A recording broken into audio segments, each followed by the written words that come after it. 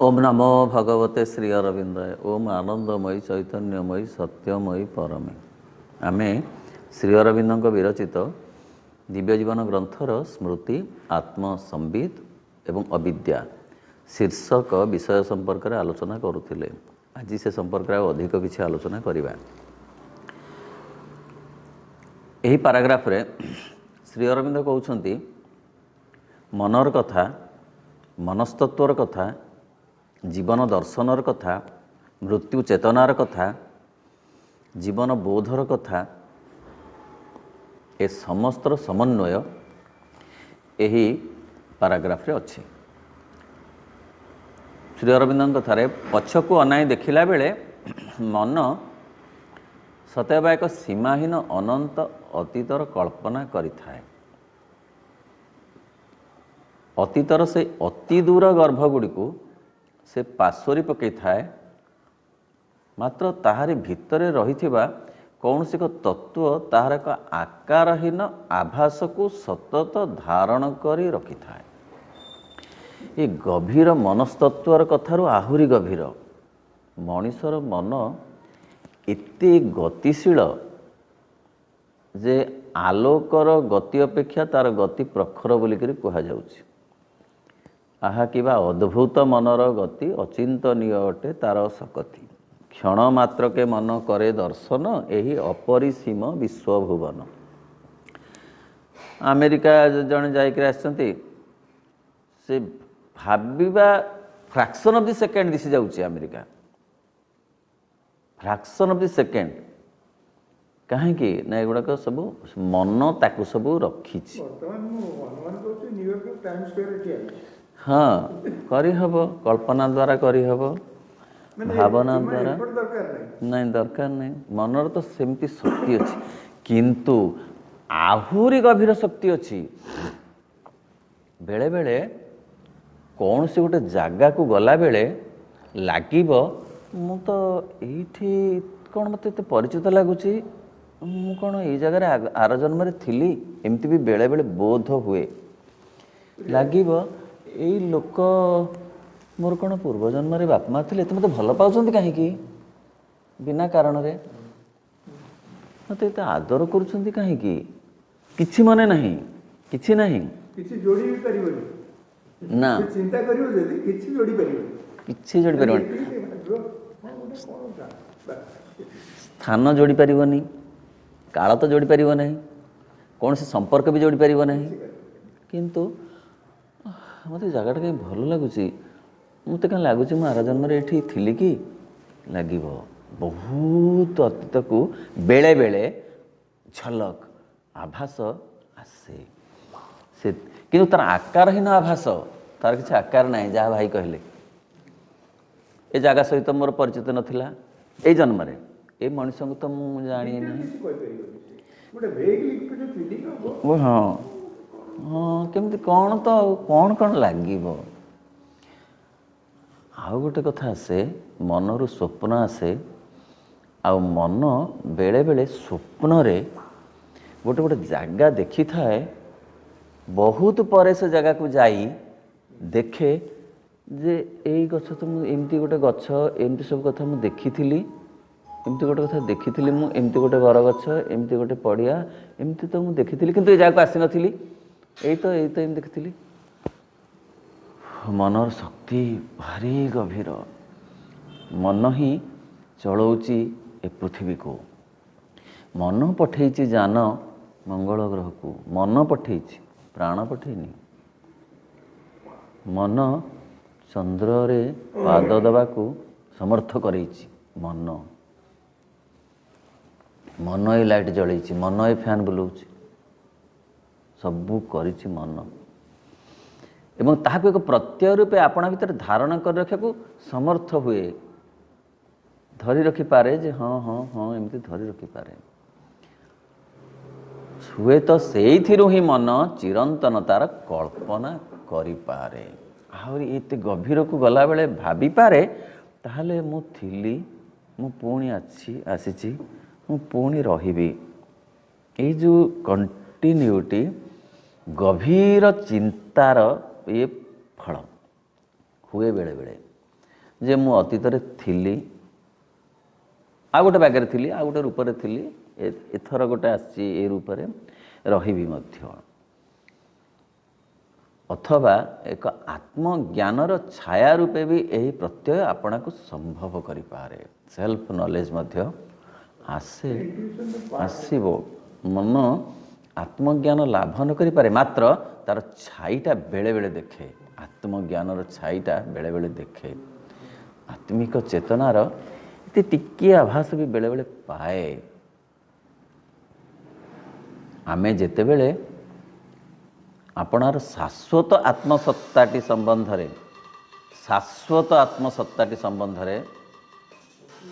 ପ୍ରକୃତରେ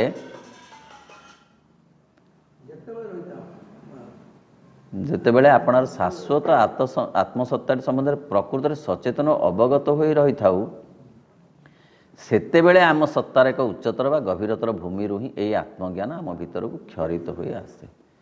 ସେତେବେଳେ ଯେତେବେଳେ ଆମେ ଅତି ସଚେତନ ହେଇକିରି, କାହିଁକିନା ମନ ତ ଉପରକୁ ଉଠିଯିବ, ସେ ହାୟର ମାଇଣ୍ଡ ହେବ, ସେ ଇଣ୍ଟୁଟିଭ୍ ମାଇଣ୍ଡ ହେବ, ସେ ଇଲମାଇନ୍ ମାଇଣ୍ଡ ହେବ, ସେ ତ ହେବ, ଉପରକୁ ଉଠି ଗଲେ ଯଦିବା ସେ ଆତ୍ମଜ୍ଞାନକୁ ସିଧାସଳଖ ହଠାତ୍ ଆବିଷ୍କାର କରିପାରିବ ନାହିଁ, କିନ୍ତୁ ତାର ପାଖାପାଖି ହେବାର ସାମର୍ଥ୍ୟ ତାର ଅଛି, ସାମର୍ଥ୍ୟ ଅଛି। କାୟାକୁ ନ ଛୁଇଁପାରେ, କାୟା ଛୁଇଁବା ପାଇଁ ମାଙ୍କ କୃପା ଦରକାର, କିନ୍ତୁ ଛାୟା ପର୍ଯ୍ୟନ୍ତ ଯିବା ପାଇଁ ଏତେ ଅଧିମାନସ ପର୍ଯ୍ୟନ୍ତ ମଧ୍ୟ ମନ ତା ନିଜ ଚେଷ୍ଟାରେ ସାଧନାରେ ହୁଏତ ଯାଇପାରେ, କିନ୍ତୁ ଅତିମାନସ ସ୍ତରକୁ ଯାଇପାରିବ ନାହିଁ। ସେଥିପାଇଁ ଦରକାର ମାଙ୍କ କୃପା, ଯାହାକୁ ଯେଉଁ କୌଣସି ମାନୁଷୀ ପ୍ରୟାସ ବା ତପସ୍ୟା ନୁହେଁ ବୋଲି ଯାହା କୁହାଯାଇଛି। ଆମେ ଯେତେବେଳେ ଆପଣାର ଶାଶ୍ୱତ ଆତ୍ମସତ୍ତାଟି ସମ୍ବନ୍ଧରେ ପ୍ରକୃତରେ ସଚେତନ ବା ଅବଗତ ହୋଇ ରହିଥାଉ, ସେତେବେଳେ ଆମ ସତ୍ତାର ଏକ ଉଚ୍ଚତର ବା ଗଭୀରତର ଭୂମିରୁ ହିଁ, ଗୋଟେ ଉଚ୍ଚତର ପୁଣି ଗଭୀରତର, ଏକା ବେଳକେ ଦୁଇଟା ଯାକ କଥା ଯେତେବେଳେ ଯୋଡ଼ି ହେଇଯାଏ, ସେତିକି ବେଳେ ଭୂମିରେ ଆତ୍ମଜ୍ଞାନ ଆମ ଭିତରକୁ କ୍ଷରିତ ହୋଇ ଆସେ। ଆତ୍ମଜ୍ଞାନ ପାଇଁ ଦୁଇଟା କଥା ଦରକାର, ଗୋଟେ ଉପରକୁ ଯେତିକି ଆମେ ଯିବ, ଗଭୀରତା ଯେତିକି ଦରକାର, ଉଚ୍ଚତା ବି ସେତିକି ଦରକାର। ମନର ଗଭୀରତା ଓ ମନର ଉଚ୍ଚତା ବଳରେ ଆମେ ଆତ୍ମଜ୍ଞାନର ଆଭାସ ପାଇପାରୁ। ଅଥବା ଏହା ଗୋଟାଏ ବିଭ୍ରମ ବି ହୋଇପାରେ, ତାର କୌଣସି ଆମେ ଏମିତି ପ୍ରମାଣ କରି କହିହେବ ନାହିଁ, ତାହା ବିଭ୍ରମ ହେଇପାରେ, ସତ୍ୟ ବି ହେଇପାରେ। ଆମର ପୂର୍ଵଦୃଷ୍ଟି ସମ୍ପନ୍ନ ଚେତନାରେ ଯେପରି ଆମେ ମୃତ୍ୟୁରୂପୀ ସତ୍ୟଟିକୁ ଗ୍ରହଣ ବା ଅନୁଭବ କରିବାକୁ କଦାପି ସମର୍ଥ ହୋଇପାରୁନାହିଁ, ଆମେ ଅବିଚ୍ଛିନ୍ନ ଭାବରେ ବଞ୍ଚି ରହିବୁ କେବଳ ଏହା ହିଁ ଅନୁଭବ କରିଥାଉ। କେତେ ବାସ୍ତବ ଅନୁଭବ ସମସ୍ତଙ୍କ ପାଇଁ। କେହି କେବେ ଭାବୁନି ଯେ ଦିନେ ସବୁ ସରିବ। କହୁଛି, ପଢ଼ୁଛି, ଶୁଣୁଛି, ସମ୍ୟକ୍ ସରତି ଇତି ସଂସାର। ଯକ୍ଷ ସମ୍ବାଦରେ ମଧ୍ୟ ସେଇ କଥା ମହାଭାରତରୁ ସେ ପଢ଼ୁଛି ଯେ କିମାଶ୍ଚର୍ଯ୍ୟମ୍, ନା ଏଇ ହେଉଛି ଆଶ୍ଚର୍ଯ୍ୟ, ପ୍ରତିଦିନ ସ୍ୱର୍ଗରଥ ଯାଉଛି ସ୍ୱର୍ଗଦ୍ୱାରକୁ,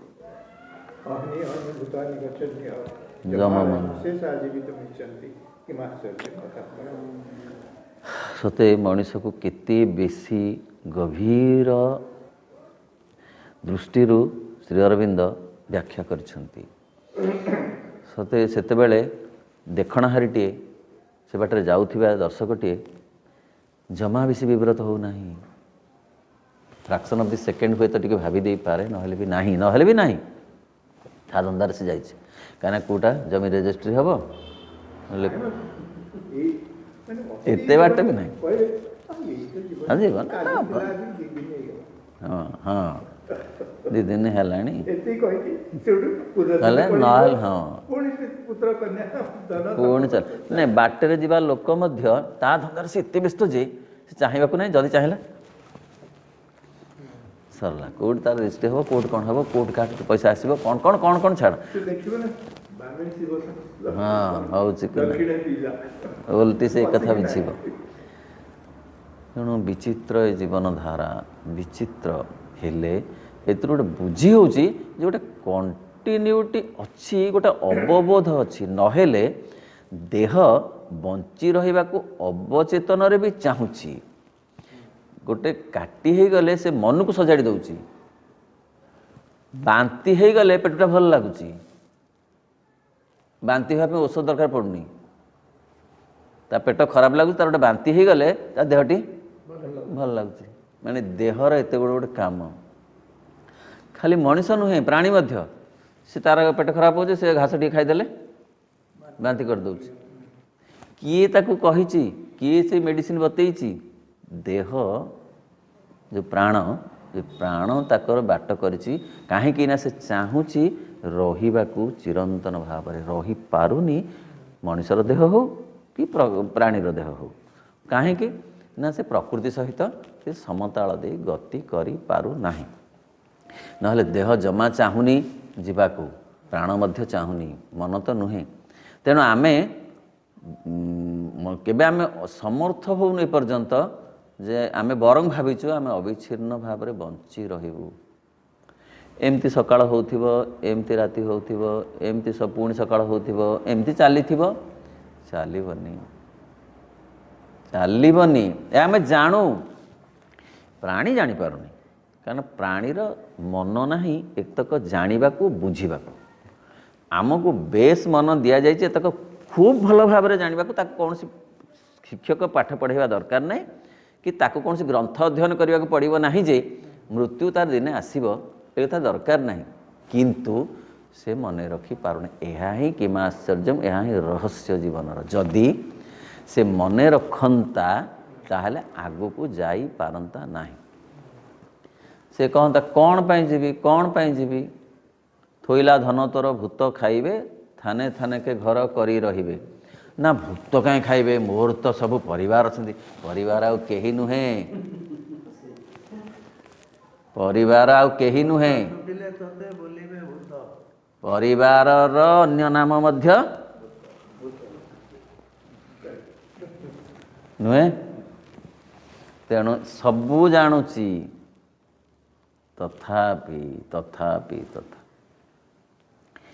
अस्तित्वर विनाश आम लगी एक बुद्धि भूमिगत धारणा होइथिबार आमे ताहाकु निश्चयतार सहित स्वीकार कर नहीं पारू हाँ प्राण जीव देह जीव सब चली जीव ठीक स्वीकार करिपारू ओ एपरिकी कौन से अस्पष्टता न रखी मध्य तार कल्पना भी करिपारू हाँ हम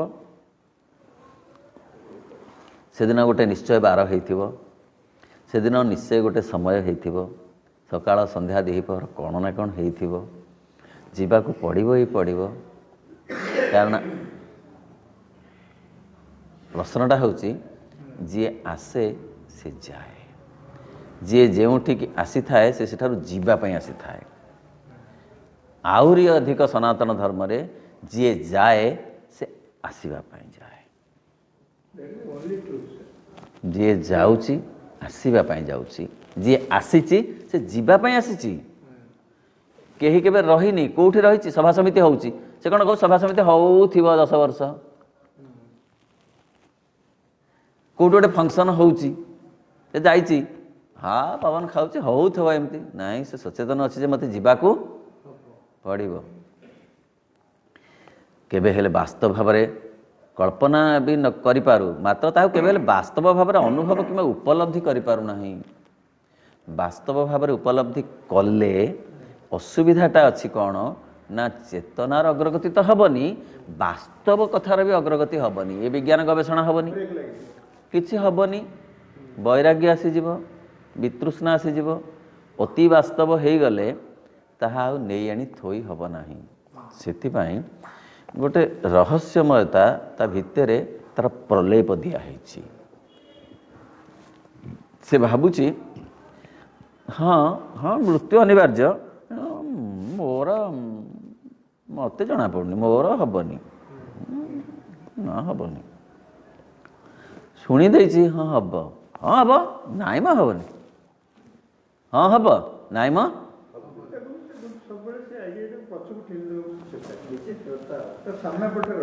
हाँ हम भावुची सांगे सांगे माने से वाक्यटा न सरुण कहूँ कौन ना मोर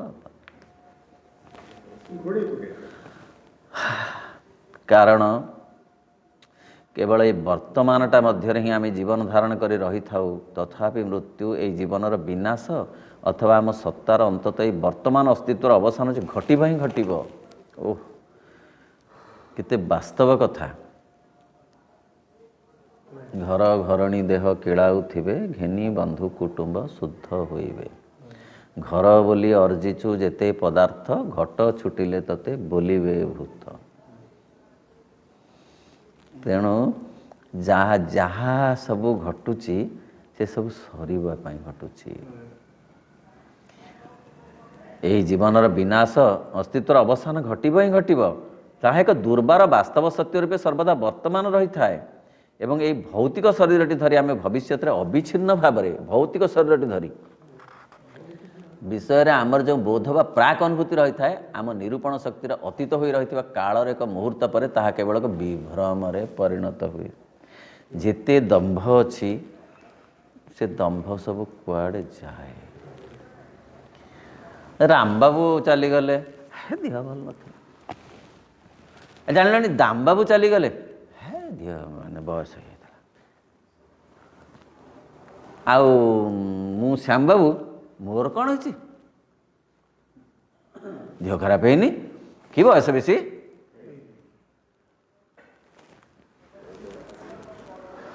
ସେ କହିଥିଲେ କ'ଣ, ବାଛି ନେବ କଞ୍ଚା ରଖିବ ପାଚିଲା, ଦେବଟି ଦାରୁଣ ଦୁଃଖ। ସେହି କାଳଜମ ବଡ଼ ଦାରୁଣରେ ନ ଜାଣଇ ସୁଖ ଦୁଃଖ। ବାଛି ନେବ କଞ୍ଚା ରଖିବ ପାଚିଲା, ଦେବଟି ଦାରୁଣ ଦୁଃଖ। ବହୁତ ଲୋକ କହନ୍ତି ଯେ ମୋତେ ତ 90 ଉପରେ ହେଇଗଲା, ଆଉ ସିଏ 50 ବର୍ଷରେ କ'ଣ ଏମିତି ହେଲା, ଆହା କହନ୍ତି। ହଁ, ମନେ କରିଛୁ ବାବା। ଏହାଠୁ ଭଳି ପାଠ ଆଉ କ'ଣ ଥାଇପାରେ। ଏ ପାଠ ତ ପଢ଼ା ହେବା କଥା, ଭୁଲିବା କଥା, ପଢ଼ା ହେବା ବି କଥା, ଦୁଇଟା ଯାକ କଥା।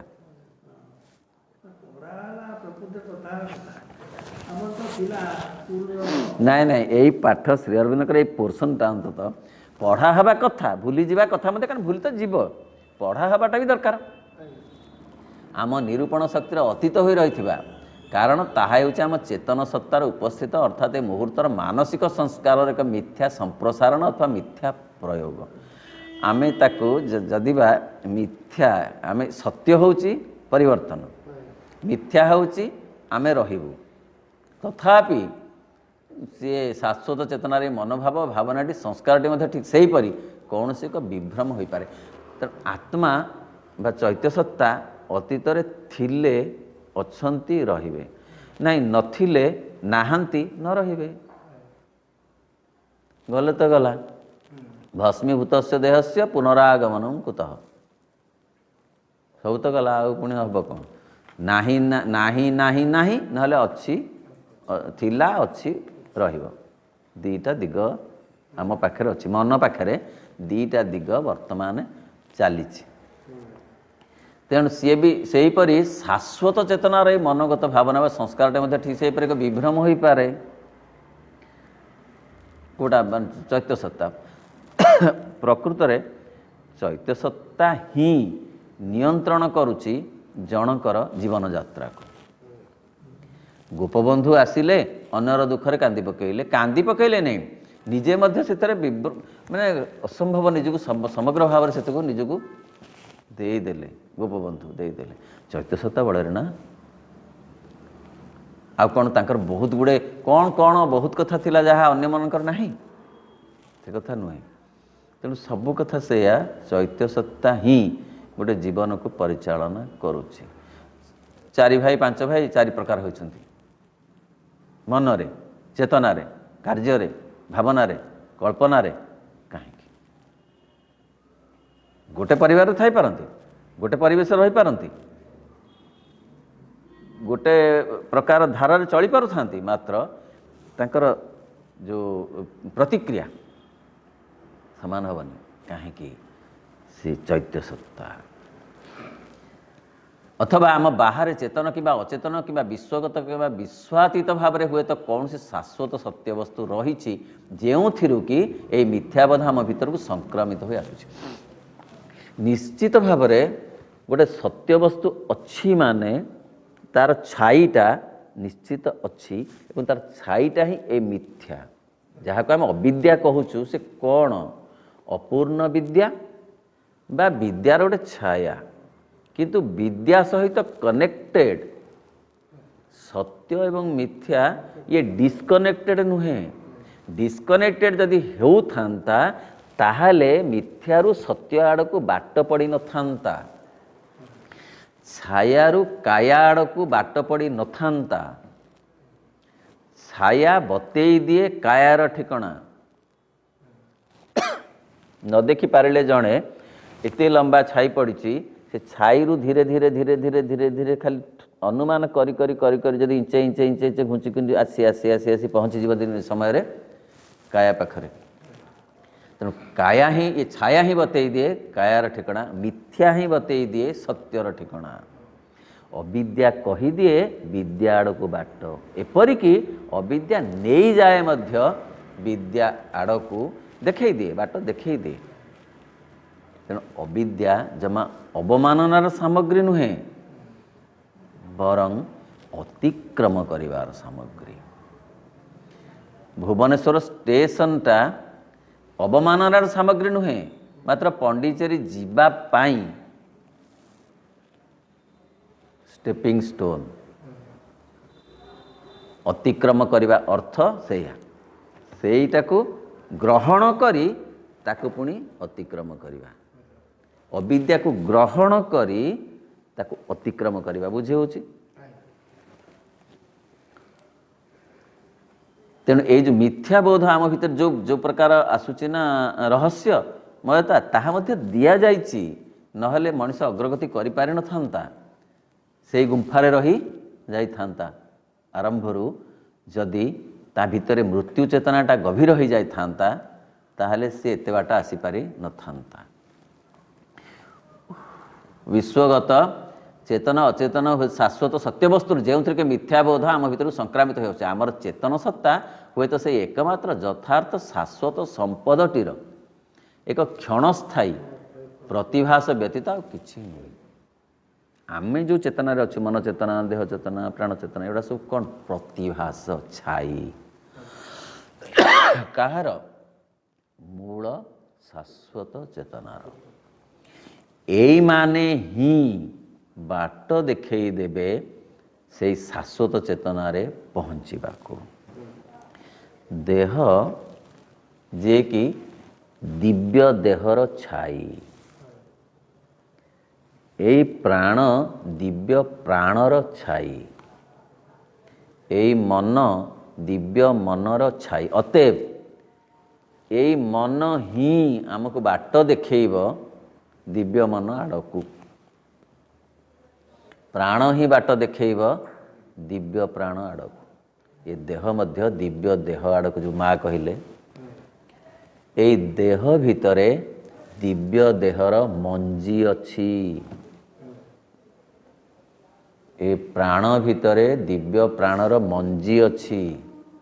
ଏ ମନ ଭିତରେ ଦିବ୍ୟ ମନର ମଞ୍ଜି ଅଛି। ତାହା କେବଳ ଉପଯୁକ୍ତ ପାଣି, ପବନ, ଆଲୋକ ପାଇଲେ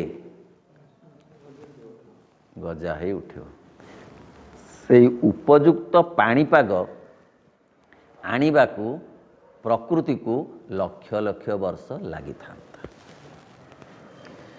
ତାହାକୁ ମାତ୍ର କେତେ ଶହ ବର୍ଷକୁ କମେଇ ଆଣିବାର ସାଧନା ମା ଆଉ ଶ୍ରୀ ଅରବିନ୍ଦ କରିଛନ୍ତି। ପ୍ରକୃତି ପାଇଁ ଯାହା ଏତେ ସମୟ ଲାଗିଥାନ୍ତା, ସେ ସମୟ ସୀମାକୁ କମେଇ ଦେବା ପାଇଁ ଏତେ ବଡ଼ ସାଧନା ସେ କରିଛନ୍ତି। ସେଇଥିପାଇଁ ମା କହୁଛନ୍ତି, ହେ ପ୍ରଭୁ, ତୁମେ ଆମ ଶାଶ୍ୱତଙ୍କର ବାହ୍ୟ ଆବରଣ ଥିଲ। କେତେ ସଂଘର୍ଷ କରିଛ, କେତେ ସଂଗ୍ରାମ କରିଛ, କେତେ କଷ୍ଟ ସହିଛ, କେତେ ଯନ୍ତ୍ରଣାକୁ ବରଣ କରିଛ। ଆମେ କ'ଣ ତୁମକୁ ଦେବୁ? କୃତଜ୍ଞତା, କୃତଜ୍ଞତା, କୃତଜ୍ଞତା। ଆମର ମନ ତାହାର ଶାଶ୍ୱତତାଟିକୁ ଗ୍ରହଣ କରି ଆମର ସଚେତନ ସତ୍ତାରେ ତାହାକୁ ଅତ୍ୟନ୍ତ ଭୁଲ ଭାବରେ ହିଁ ଆରୋପିତ କରୁଛି। मन ताकू ठीक भाव करें कैलकुलेशन टिके आभास केतेबेले पाए न पाए पाइले मध्य ताकू रखिपारे नहीं तेणु सी बड़ भूल भाव सब आरोपित करे। केवल आपणा उपर निर्भर करी यही उपरी भागस्थ मन ये सब प्रश्नर कदापि कौन सी समाधान करि परिबो नाही। ये जेते समस्या आसिला कोटा सत्य मृत्यु तो सत्य बोली आमे बुझुछु तथापि मृत्यु को आमे अस्वीकार करुछु किए करछु मन तेणु मन समाधान करि परिबो नाही कोटा एकदम परफेक्ट 100% कोटा ठीक बा 100% कोटा भूल एमती कहि परिबो नाही। यह से प्रश्न गुड़िक नहीं अंतहीन भाव में केवल कल्पना जल्पना ही करि परिबो एवं आपणार नानाविध मतवाद राशि उपनीत हो पार से कल्पना करिवो तार से सामर्थ्य अच्छी मनर सामर्थ्य कौन भावना कल्पना मनर भाभी पारिबो आउ कल्पना भी करि परिबो एवं आपणार नानाविध मतवाद रे से विभिन्न प्रकार कल्पना रे विभिन्न प्रकार मतवाद तक आसीबो बेले से आस्तिक हो पारिबो बेले नास्तिक हो पारिबो बेले से गभीर मग्न चेतना को जाई पारिबो पुणी बेले बेले उपरी भाग रे स्तर रे भासी पारिबो तेणु मनर बहु शक्ति अच्छी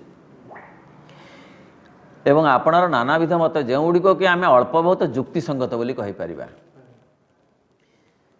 जीवनर अविनाशिता संबंध में आमर जो विश्वास रही ताहा एक विश्वास मात्र आमर ए जीवन विनाशशील बोली आमर जो विश्वास रही ताहा मध्य एक विश्वास मात्र जीवन गोटे प्रवहमान नदी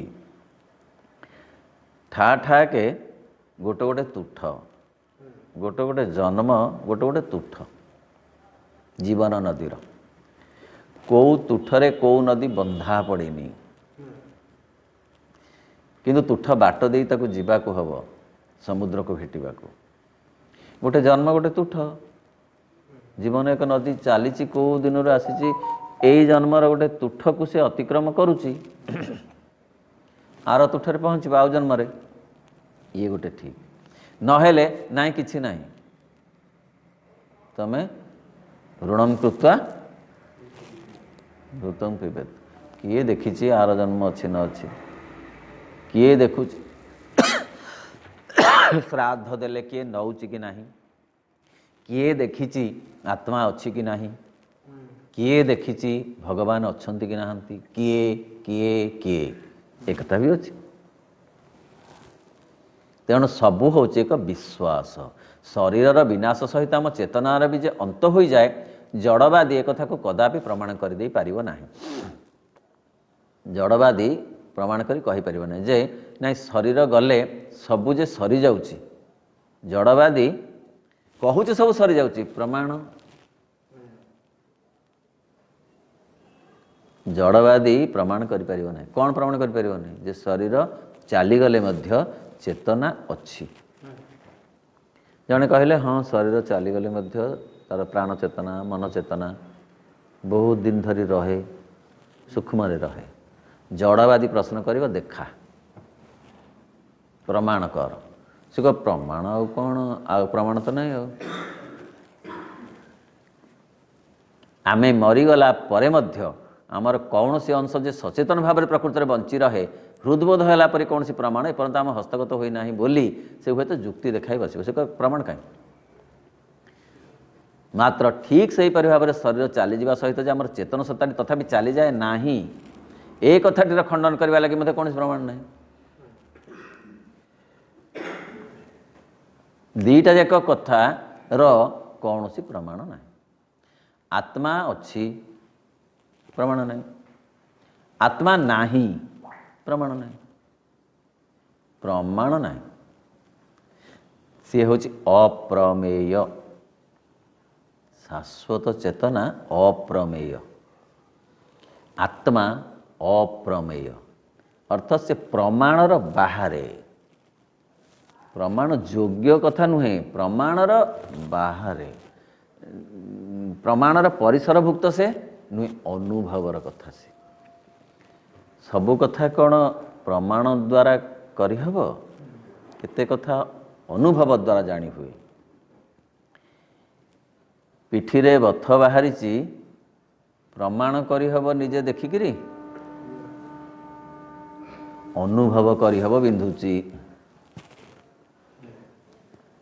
आखिटा नाली पड़ी ना दर्पण कथा मु कहूना दर्पण कथा पड़ी ना आखिटा नाली पड़ी से देखी हब किंतु अनुभव करहब पड़ुची कौन लगुच बहु कथा सेमती अनुभवर कथा सेहीपरि आत्मा थिबा आउ न थिबा ये प्रमाण योग्य नुहे यह अनुभवर कथा। तेणु विश्वास शरीर बिना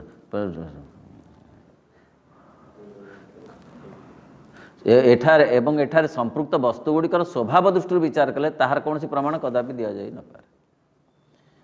कौन सी वस्तु सेमती दि जाई पारनी।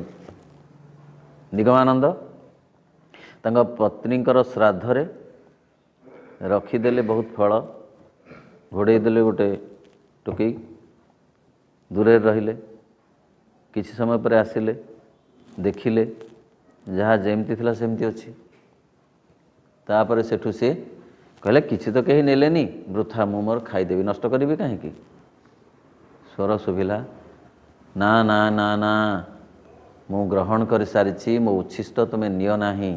से कहिले कहीं किछि तो ग्रहण हैला नाही सब तो एज इट इज अच्छी ना आमे अशरीरी आमे वस्तु ग्रहण करि पारुना आमे तार बासना ग्रहण करू मु ताकू नहीं सारी ना ताहले मु तुमको देखी केमती ना एमती तमे मते आउ देखी पारिबो नाही। तमे आत्म साक्षात्कार कले भगवान को देखिले तापरे चाहिए हुए तो देखी पारिबो हम करी कौन तापर से बाट बते देले तमे मते एते बेसी मो पई आसक्त हुओ नाही मते देखिबा पई मते आउ थरे अनुभव करिया पई त आसक्त हुओ नाही सेतिकी चेष्टा कर भगवान को पाइबा पई तापर से चलले केते गुरु कले। तेणु एठारे देहर विनाश पर मध्य मनुष्यर व्यक्तिसत्ता तथापि वर्तमान रहे एक परवर्ती काल रे हुए तो यह एभली स्पष्ट भाव में प्रमाण कर दिया जाई पारे जो थिरे कि अविश्वासी संशयवादी मध्य हृदबोध संभव हो पारे मात्र कहले यह हो पारे कारण एपरी केतक प्रमाण मध्य दिया जाई पारे जे 5 वर्ष न होणु पिला गीता मन को कहूची थरे कोठु शुणिले मध्य से सब मन रखी देछि अथच 15 वर्ष पिला को बाड़े बाड़े जोड़िए श्लोक हेलानी जोड़िए श्लोक हेलानी किते माड़ से खाइला हेला ना कोठु आइला एड़े टिके पिला आमे देखुचे यूट्यूब रे एड़े टिके पिला से जहाँ हरे कृष्ण रे नाच होची तार कौन जस प्रशंसा बेल है पाइबार से कौन फोटो उठिक प्रचार हो सब कौन गोटे कौन लाइक सेयार रे मिलिबो बोली से केते कथा भाबुची एडिक्ट अच्छी पूर्व जन्मरू से कंटिन्यूटी अच्छी। तेणु परवर्ती काल रे व्यक्तिसत्ता तथा वर्तमान रहे या कहार कम दिन रहे कहार टिके अधिक दिन रहे किंतु किछि किछि रहे किछि किछि पूर्वजन्मर जे प्रभाव न रहे कथा नुहे। अविश्वासी की संशयवादी मध्य हृदबोध संभव हो पारे जे संदेह कर मात्र सेतेबेले मध्य तद्वारा केवल एक बृहत्तर अविच्छिन्नतार ही प्रतिपन्न हो पारिबो मात्र चेतन सत्तार शाश्वत अवस्थिति प्रतिपादित हो पारिबो नाही। हाँ गोटे अविच्छिन्नता भितर अच्छी बोली कह जाई पारिबो किंतु ताकू प्रमाण एमती प्रतिपादित कर दि जाई पारिबो नाही जे गत जन्म से क्यों प्रकार पंडित होते काशी कि कौटी पंडित होते इतने श्लोक केमती मन रखी घर द्वार अच्छी कि ना एमती किसी प्रमाण करहबनी किसी हेनी कहीं ना सी सब झड़ी पड़ी से मन से प्राण से शरीर झड़ी पड़ी रही जाइए तार टिके बासना बासनारू आउ से फूलर चित्र करहबनी ଉଦାହରଣ ସ୍ୱରୂପ ଶ୍ରୀମଦ୍ ଭଗବତ ଗୀତାରେ ଲେଖା ହେଇଛି 5ଶ ଅଧ୍ୟାୟରେ ଯେ ବାୟୁ କ'ଣ କରେ ନା ସେ ଯେଉଁ ପୁଷ୍ପରୁ ସବୁ ନେଇଯାଏ, ସୁଗନ୍ଧ ସବୁ ନେଇଯାଏ। ପୁଷ୍ପ ନିଏନି, ତାର ସୁଗନ୍ଧ ନେଇଯାଏ। ପୁଷ୍ପ ଝଡ଼ି ପଡ଼େ, ମାଟିରେ ମିଶିଯାଏ। ଗଙ୍ଗଶିଉଳି ଫୁଲ ବା ମଲ୍ଲି ଫୁଲ, ମଲ୍ଲି ଫୁଲର ବାସ୍ନାଟା ପବନରେ ଭାସି ଯାଉଛି, ଖଣ୍ଡେ ଦୂରରେ ମଧ୍ୟ ବାସ୍ନା ହେଉଛି। ମଲ୍ଲି ଫୁଲ କିନ୍ତୁ ନାହିଁ, ଝଡ଼ି ପଡ଼ୁଛି। ସେ ବାସ୍ନାକୁ ଆମେ ସିନା ଜାଣିଛୁ ବୋଲି ମଲ୍ଲି ଫୁଲର ଆକାରଟାକୁ କରିଦେଉଛୁ, ଏଇଟା ମଲ୍ଲି ଫୁଲର ବାସ୍ନା, ଏମିତି ଏମିତି ଏମିତି ଏମିତି। ଆଚ୍ଛା, ଆମକୁ ଗୋଟେ ବାସ୍ନା ଦିଆଯିବ, ତାକୁ କୁହାଯିବ ଯେ କେମିତି ଆକାର ହେଇଥିବ, କରିପାରିବା? ଅଜଣା ଫୁଲର ବାସ୍ନା, ଆକାର କରିହେବନି, ରଙ୍ଗ କରିହେବନି। ଠିକ୍ ସେମିତି ସିଏ ଚୈତ୍ୟସତ୍ତା ତାକୁ ଆଣି ଆସିଛି, ସେ ଯେଉଁ ସୂକ୍ଷ୍ମ ସରାଂଶ ଟିକକ ଅଭିଜ୍ଞତାର ତାର ଆଣିଛି, କିନ୍ତୁ ତାକୁ ନେଇ ଆମେ ପୂର୍ବଜନ୍ମର ସ୍ଥାନ, ପୂର୍ବଜନ୍ମର ପରିବାର, ପୂର୍ବଜନ୍ମର ଶରୀର ଗଠନ କରିପାରିବା ନାହିଁ।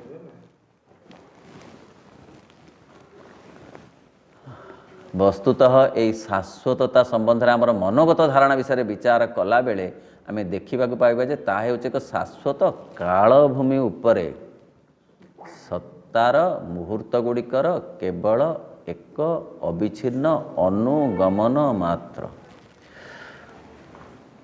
କେତେ ଗଭୀର କଥା! ଏଥିରେ ଦର୍ଶନ ଅଛି, ମନସ୍ତତ୍ଵ ଅଛି, ବିଜ୍ଞାନ ଅଛି, ସବୁ ତା ଭିତରେ ଭରିଛି।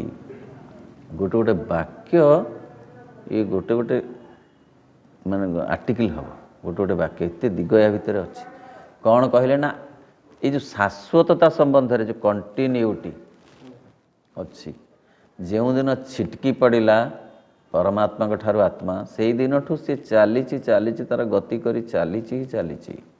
ନଦୀ ଯେତେବେଳେ ପାହାଡ଼ରୁ ଆସିଲା, ସେ ଚାଲିଛି, ତୁଠ ପରେ ତୁଠ, ସ୍ଥାନ ପରେ ସ୍ଥାନ ଅତିକ୍ରମ କରି ଚାଲିଛି, କେଉଁଠି ରହିନାହିଁ, କିନ୍ତୁ ସେ ଆଗକୁ ଚାଲିଛି ତାର ସ୍ୱଧର୍ମ। ସେ କହୁଛନ୍ତି କେମିତି ନା, ଶାଶ୍ୱତ କାଳଭୂମି, ଏଇ ଯେଉଁ ଭୂମି ନା ଶାଶ୍ୱତ, ଯାହାକୁ ଆମେ ମହାକାଳ ବୋଲି କହୁଛୁ, ସେ ଶାଶ୍ୱତ। ସେଥିରେ ସନ୍ଧ୍ୟା ନଥାଏ, କି ସକାଳ ନଥାଏ, କି ଖରାବେଳ ନଥାଏ। ଏହାର ପଛରେ ଆମେ ଯଦି ଅନୁମାନ କରିପାରିବା ମଧ୍ୟ ବୁଝିପାରିବା। ଖରାବେଳଟା ତାର ଗୋଟେ ପୁଟ ରଙ୍ଗ, ଏଟାକୁ ମାଇନସ୍ କରିଦେଲେ ଯେଉଁଟା ରହିବ, ଗୋଟେ କାଳ ନାହିଁ, ଗୋଟେ ବୁଝି ହେଉନି। ଏ ରାତ୍ରିର ଯେଉଁ ରାତ୍ରିତ୍ୱଟାକୁ, ଭାଇ ରାତ୍ରିର ଯେଉଁ ରାତ୍ରିତ୍ୱଟାକୁ ମାଇନସ୍ କରିଦେବା, ଗୋଟେ କାଳ ନାହିଁ ଯିଏକି ଧରି ରଖିଛି ରାତ୍ରିତ୍ୱଟାକୁ, ନୁହେଁ? ଭାରି ସୁନ୍ଦର ବୁଝି ହେବ। ଦିହିପହରରୁ ଦିହିପହର ତୁଅଟାକୁ, ତାର ଯେଉଁ ମୁଖାଟାକୁ, ତାର ଯେଉଁ ଖୋଳଟାକୁ କାଢ଼ିଦେବା, ସେ ଗୋଟେ କାଳର ପ୍ରବାହ ନୁହେଁ, ସେ ଖାଲି ଭିନ୍ନ ଭିନ୍ନ ରଙ୍ଗ ନେଉଛି ଆମ ଦୃଷ୍ଟିରେ। ସୋମବାର, ମଙ୍ଗଳବାର, ବୁଧବାର, ଖରା ବେଳ, ଦ୍ୱିପହର, ସନ୍ଧ୍ୟା, ସେ ମହାକାଳ ପାଇଁ ସେସବୁ କିଛି ନୁହେଁ। ଏସବୁ ଆମ ବ୍ୟାବହାରିକତା, ନହେଲେ ଆମେ ଯେ ଚଳିବା ପାଇଁ ଆମେ ଏଇଟା କରିଛୁ। ହେଲେ ମାତ୍ର ଗୋଟେ ଅନୁଗମନ ମାତ୍ର। ମହାକାଳ ଏମିତି ଚାଲିଛି, ମହାପ୍ରବାହ, ତାକୁ ହିଁ ଅନୁସରଣ କରି ଏସବୁ ଚେତନ ସତ୍ତା ମାନେ ସେଇ ଅନୁସାରେ ଚାଲିଛି। ତେଣୁ ଯଥାର୍ଥରେ କହିଲେ କାଳ ହେଉଛି ଶାଶ୍ୱତ ଏବଂ ଅବିଚ୍ଛିନ୍ନ ଭାବରେ ଏଇ କ୍ଷଣରୁ ପରକ୍ଷଣକୁ ଗତି କରି ଚାଲିଥିବା ଚେତନ ସତ୍ତାଟି କଦାପି ଶାଶ୍ୱତ ନୁହେଁ। ଏଇ ଯେ ଯାଉଛି ନା, ଏଇ ଯେଉଁଟା ଆମର ଦେହ ପ୍ରାଣ ମନର ଯେଉଁ କଥା ଗୁଡ଼ା, ଏ ଶାଶ୍ୱତ ନୁହେଁ। କିନ୍ତୁ ଯେ ଏହାର ପ୍ରଚ୍ଛଦ ପଟରେ ଗୋଟେ ପ୍ରବହମାନତା ଅଛି। ପୂର୍ବ ଦେହର ଏ ଦେହ ସାଙ୍ଗରେ କନେକ୍ସନ୍ ନଥାଇପାରେ, ନାହିଁ। ପୂର୍ବ ପ୍ରାଣର ଏ ପ୍ରାଣ ସହିତ ନଥାଇପାରେ, କିନ୍ତୁ ଗୋଟେ ପ୍ରାଣିକତା ତା ଭିତରେ ସଞ୍ଚରିତ ହେଇକରି ଅଛି। ନଦୀର ଏଇ ଅଞ୍ଚଳର ତୁଠ ଜଳ ସାଙ୍ଗରେ ଆଉ 100 କିଲୋମିଟର ଆଗର ତୁଠ ଜଳକୁ ପରୀକ୍ଷା କଲେ ସାମ୍ୟ ନ ଆସିପାରେ, କାରଣ ସେଠି ତମ୍ବା ବେଶୀ ଅଛି, ହୁଏତ ତମ୍ବାତ୍ୱ ବେଶୀ ଅଛି। ଏଇଠି ସୀସା ବେଶୀ ଥିଲା ପୂର୍ବ ତୁଠରେ, ସୀସାତ୍ୱ ବେଶୀ, ମାତ୍ର ଜଳତ୍ୱ ସମାନ କି ନାହିଁ? ଯେଉଁ ଜଳତ୍ୱ ଗୋଟେ ଜଳତ୍ୱର ଧର୍ମ କ'ଣ? ଦ୍ରାବକତା। ଯିଏ ସିକ୍ତ କରେ, ସିକ୍ତ କରିବା ଗୁଣଟା କ'ଣ ତୁଠ କ୍ରମରେ ବଦଳି ଯାଇଛି କି? ସିକ୍ତ କରିବା ଗୁଣ ସମାନ ଅଛି, ଅର୍ଥ ପ୍ରାଣିକତା ଅଛି, କିନ୍ତୁ ସେ ପ୍ରାଣ ନାହିଁ। କାହିଁକିନା ଇଏ ଗତି କରି ଚାଲିଛି ଦିବ୍ୟ ପ୍ରାଣ ହେବା ପର୍ଯ୍ୟନ୍ତ। ଯେତେ ଜନ୍ମ ଲାଗୁ, କାହାର କେତେ ଜନ୍ମ ଲାଗିବ?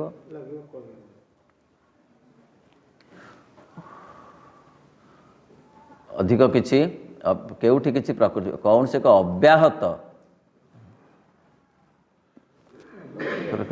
ମାତ୍ର ଅପର ପକ୍ଷରେ ଆମର ଏଇ ମନ ଦ୍ୱାରା ଉପଲବ୍ଧ ହେଉଥିବା ପ୍ରମାଣ ଗୁଡ଼ିକରୁ ଏକଥା ମଧ୍ୟ କଦାପି ପ୍ରତିପାଦିତ ହେଉନାହିଁ ଯେ ଶାଶ୍ୱତ କାଳ ବୋଲି କେଉଁଠି କିଛି ପ୍ରକୃତରେ ବିଦ୍ୟମାନ ରହିଛି। ମନ ତ କାମ ହେଉଛି ଭାଙ୍ଗିବା, ଖଣ୍ଡ ଖଣ୍ଡ କରିବା। ତେଣୁ ମନ ଏ ଠିକଣା କହିପାରିବ ନାହିଁ ଭଲ ଭାବରେ।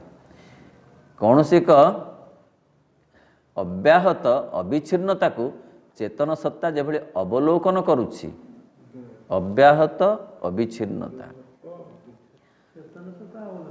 କରୁଛି, ସମୟ କହିଲେ ତାହାଠାରୁ ଯେ ଅଧିକ କିଛିକୁ ବୁଝାଇବ ସେପରି ବିଶ୍ୱାସ କରିବା ଲାଗି ମଧ୍ୟ ଆମେ ମନଠାରୁ କୌଣସି ପ୍ରମାଣ ପାଉନାହୁଁ। ସମୟ ସୀମା ଭିତରେ ତାକୁ ମାପି ହେବନି। କାହାକୁ? ସେଇ ଯେଉଁ ମହାକାଳକୁ। ନା ଦିନ, ନା ବାର, ନା ତାରିଖ, କେଉଁଥିରେ ତାକୁ ମାପି ହେବନି। ଆଉ ମନର କାମ ହେଉଛି ଏମିତି ଅଳ୍ପ ଅଳ୍ପ ଗୋଟେ ଛାଞ୍ଚରେ ମାପିବା, ଅଥବା ଅବ୍ୟାହତ ସମୟ କହିଲେ ତାଠାରୁ ଯେ ଅଧିକ କିଛିକୁ ବୁଝାଇବ ସେପରି ବିଶ୍ୱାସ କରିବା ଲାଗି ମଧ୍ୟ ଆମ ମନଠାରୁ କୌଣସି ପ୍ରମାଣ ପାଉନାହୁଁ। ଅଥବା ଅସ୍ତିତ୍ୱ ରୂପୀ ଅନନ୍ତତା ଏକ ଅବିଭାଜ୍ୟ ପ୍ରବାହ ପରି ବହିଯାଉଛି ଏବଂ କେବଳ ଯେଉଁଭଳି ଅନୁଭବର ମାଧ୍ୟମରେ ହିଁ ଅସ୍ତିତ୍ୱ ଆପଣଙ୍କୁ ପ୍ରକାଶ କରୁଛି ତାହାକୁ ପଛକୁ ପଛ ଯୁଗପତ ଭାବରେ ଅନୁଭବ କରିବା ଦ୍ୱାରା ଚେତନ ସତ୍ତା ମନେ ମନେ ସେହି ପ୍ରବାହଟିକୁ ମାପିବାରେ ଲାଗିଛି। ଅସ୍ତିତ୍ୱ ରୂପୀ ଅନନ୍ତତା, ଯେଉଁ ଅନନ୍ତ ଭାବ ଯିଏକି ଅସ୍ତିତ୍ୱ ଭାବରେ ଅଛି, ମୂଳ ଅସ୍ତିତ୍ୱ ଭାବରେ ଅଛି, ସିଏ ଆପଣଙ୍କୁ ପ୍ରକାଶ କରୁଛି। ସେ ନିଜକୁ କିଛି କିଛି ପରିମାଣରେ ନିଜକୁ ପ୍ରକାଶ କରି କରି ଜନ୍ମ ପରେ ଜନ୍ମ ଯାଉଛି ଆଗକୁ, ପଛକୁ ପଛ ଯୁଗପଥ ଭାବରେ ଅନୁଭବ କରିବା ଦ୍ୱାରା ଚେତନ ସତ୍ତା ମନେ ମନେ ସେ ପ୍ରବାହଟିକୁ ମାପିବାରେ ଲାଗିଛି। ଆମର ଯେଉଁ ଚେତନା, ମନ ଚେତନା, ଏ ତାକୁ ମାପୁଛି। କେମିତି ମାପୁଛି? ନା ତାର ଚେତନ କିଛି ଅଗ୍ରଗତି ଘଟୁଛି, ଶରୀରର ଅଗ୍ରଗତି ଘଟୁଛି, ଉନ୍ନତି ହେଉଛି, ପ୍ରାଣରେ ବି ଅଗ୍ରଗତି ଘଟୁଛି। ତାକୁ ସେ ମାପୁଛି ଯେ ତାଙ୍କର ଆୟୁକାଳ 80 ବର୍ଷ। ମହାକାଳ ପାଇଁ କିଛି ନୁହେଁ, ମନ ଏମିତି ମାପିପାରେ। ହଁ, ସିଏ ମଣିଷର ମାନର ମାପରେ ତାର ଯଥାର୍ଥ ମାପ ହେଉନାହିଁ। ହୁଏତ ସେଇ ପରିମାପକୁ କାଳ ବୋଲି କୁହାଯାଉଛି। ଦ୍ୱିପହର ଏତିକି ବେଳୁ ଏତିକି ବେଳ, ସନ୍ଧ୍ୟା ଏତିକି ବେଳ, 80 ବର୍ଷ ଏମିତି, ହେଇ ସକାଳ ହେଲା, ଏମିତି ମାପ ସେ କରୁଛି। ମନ ଏମିତି ମାପୁଛି। ହଁ, କାଳ।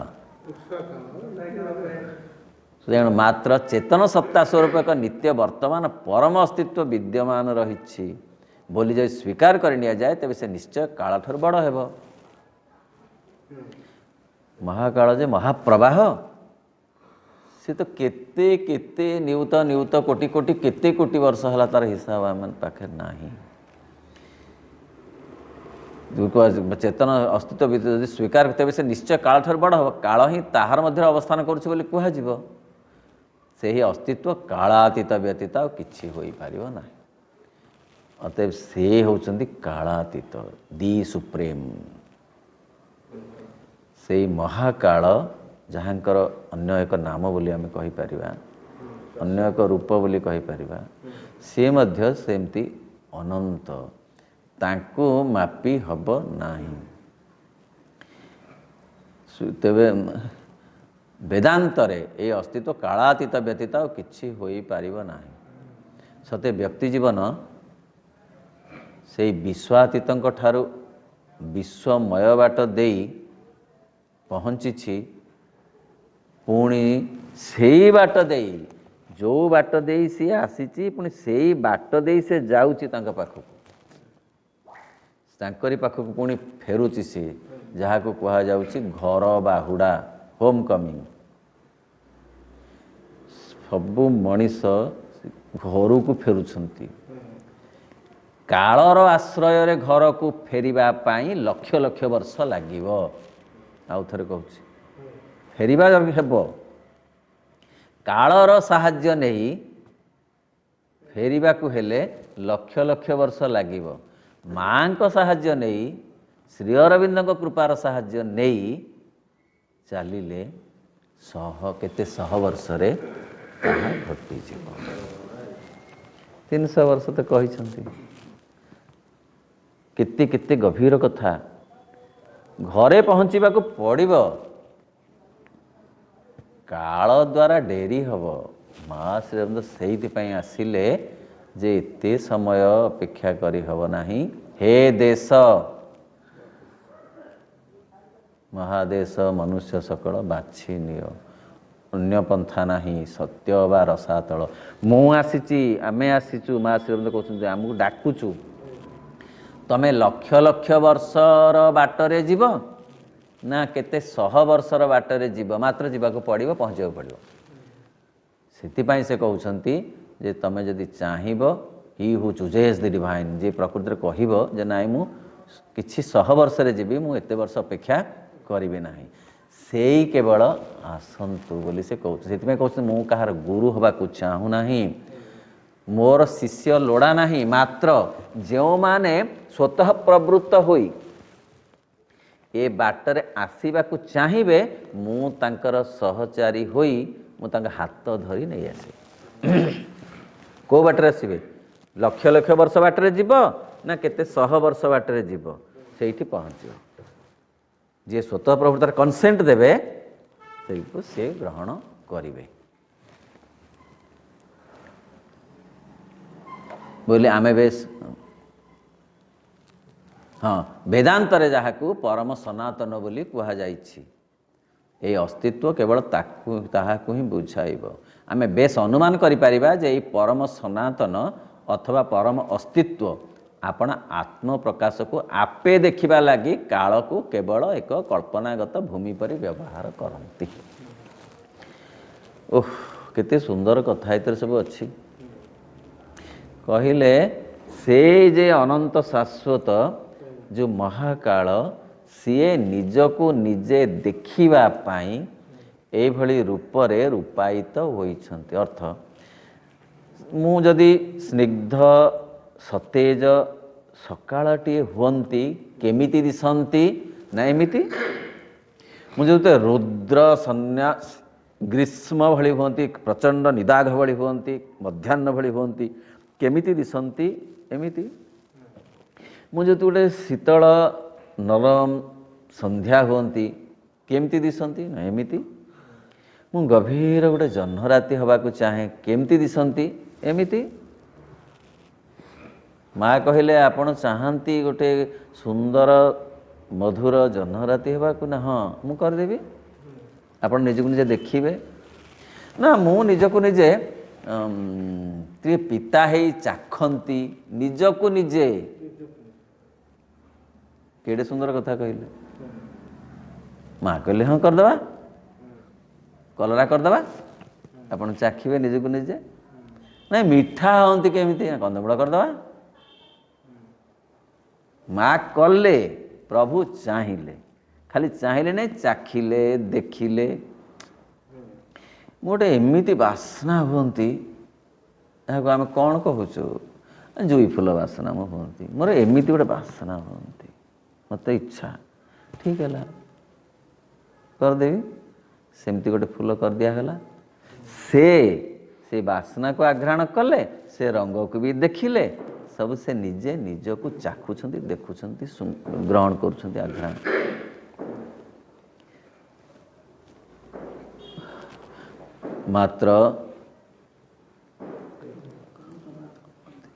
मात्र ये परम सनातन कालातीत आत्मज्ञान मनर सकल सीमा को अतिक्रम कर रही ताहा एक अतिमानस ज्ञान रूपे अवस्थित रही।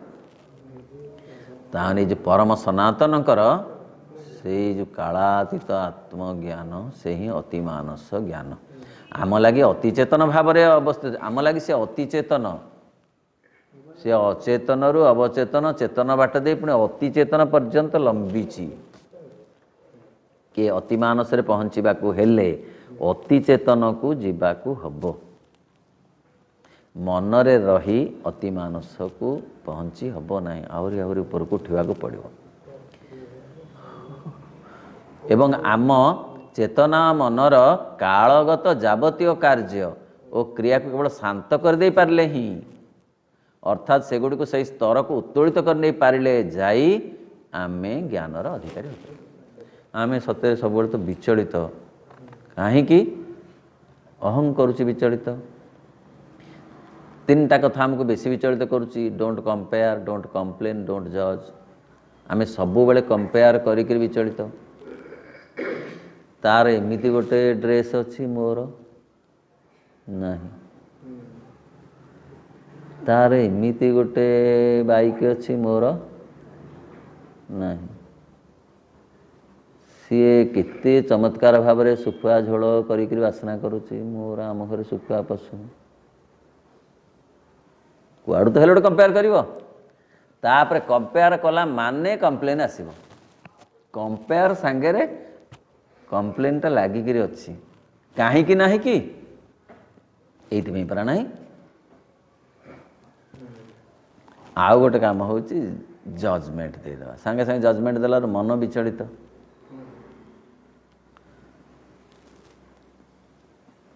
आमे से स्तर को उत्तोलित मन को शांत करवा सबुठ बड़ काम जोटा सबुठ कष्ट काम ताहा ही योग साधनार प्राथमिक आवश्यकता जहाँ एपर्यंत आम भितर आसीना।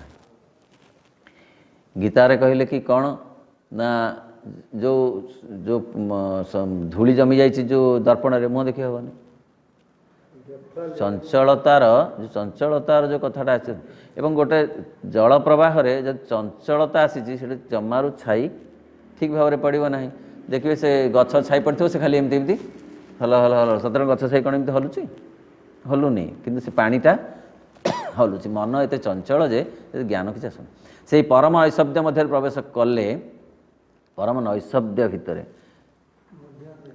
अथवा परम नैषद्यर मध्य दे शाश्वतार चैतन्य मध्य प्रवेश कले जे आमे ताहाको अर्जन करिपारे। से प्राथमिक आवश्यकता होची मनर प्रशांति मन को शांत करवा मन को शांत करवा सबुठारु कष्ट कथा सबुठारु कष्ट। ओम नमो भगवते श्री अरविंदाय ओम आनंदमयी चैतन्यमयी सत्यमयी परम।